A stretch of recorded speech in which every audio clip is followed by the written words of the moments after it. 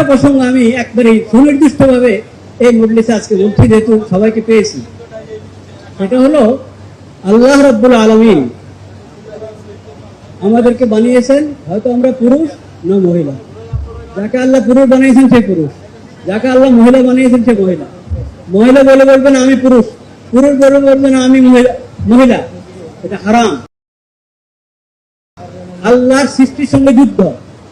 এটার কিছু আভাস গত সরকার থেকে আমরা দেখতে পেয়েছি, আরো হালকা ছিল না তা না, কিন্তু গত সরকারে এই মাঝের যে সরকারটা কি এটাকে বলে, হ্যাঁ হ্যাঁ, এই সরকারের সময় এটার অনেক আলামত দেখা গেছে।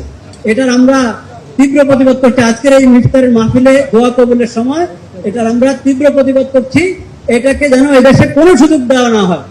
আল্লাহ যাকে পুরুষ বানিয়েছেন সে পুরুষ, আল্লাহ যাকে মহিলা বানিয়েছেন সে মহিলা। এখানে কিছুদিন আগে পুরস্কারের ঘোষণা এসেছে, দেখেছি এই ট্রান্সজেন্ডারের পুরস্কার, নাউজুবিল্লাহ।